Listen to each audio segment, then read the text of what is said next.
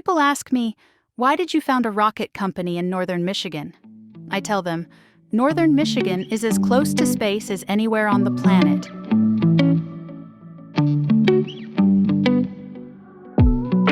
You're listening to an AI-generated read-through of this Michigan engineering alumni impact story. Brad King earned his bachelor's in aerospace engineering at U of M in 1993, stayed to complete his master's in aerospace engineering in 1994, and went on to earn his PhD in aerospace engineering in 1998. In 2016, this three-time aerospace alum merged his passion for space technology with his Michigan roots by founding Orbion Space Technology in the Upper Peninsula town of Houghton. The company builds electrically powered thrusters, called Hall effect thrusters, that move small satellites around in space. Electric propulsion is a preferred method for getting around in orbit, particularly for the small satellites that ride-share on a single rocket and then need to take their positions. King said they'll use our propulsion system to travel from their bus stop orbit to their destination. Once they're at their orbital position, they might need to occasionally adjust to a new mission, or they might need to avoid collisions with other satellites or space junk.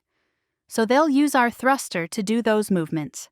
And third, and finally, about 7 years down the road, they'll use our thruster with the last remaining propellant to deorbit the satellite and burn it up so they don't leave junk in space. U of M was one of the first American universities to explore electric space propulsion, a fact that encouraged King to return for his PhD. He stuck with the technology after graduation, starting his own lab when he joined Michigan Technological University as a professor in 2000. Within a couple of years, he was consulting on government satellite projects through his company, Aero Incorporated.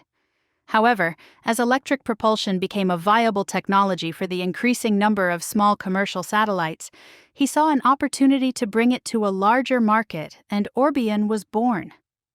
Today, the company employs more than 70 people in Houghton, and its Hall effect thruster systems, called Aurora, are used by commercial and defense customers. Orbion is considered one of the leading international suppliers of electric propulsion systems for proliferated low Earth orbit satellite constellations. The decision to locate in Houghton has paid off as well. While it was an unusual choice for a space-related company, King and his co-founder, Jason Somerville, saw an opportunity to bring a new industry to a nascent tech hub. They also had a hunch that other tech workers would enjoy the town as much as they did. They were right. Orbion has attracted a group of loyal employees who are thrilled at the opportunity to do space-related work without the need to locate in a densely populated metro area. "It's a great place to live," said Robert Wasilewski, Orbion's chief delivery officer. "I love the 4 seasons, and I really like winter. Skiing, snowshoeing, even plowing."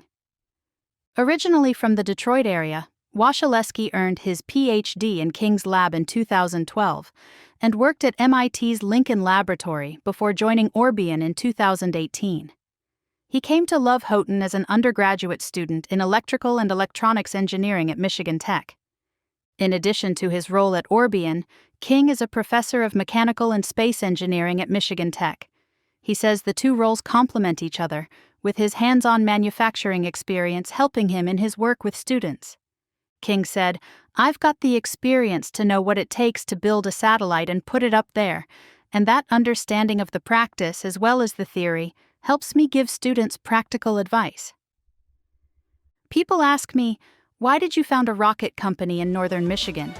I tell them, northern Michigan is as close to space as anywhere on the planet. Thanks for listening. To hear more stories about University of Michigan engineering alumni making an impact, listen and subscribe to Made at Michigan Engineering Alumni Stories, available on Spotify, Apple Podcasts, and YouTube. Next up, flying through a hurricane, analyzing data for the Detroit Tigers, or opening a patient-centered health clinic.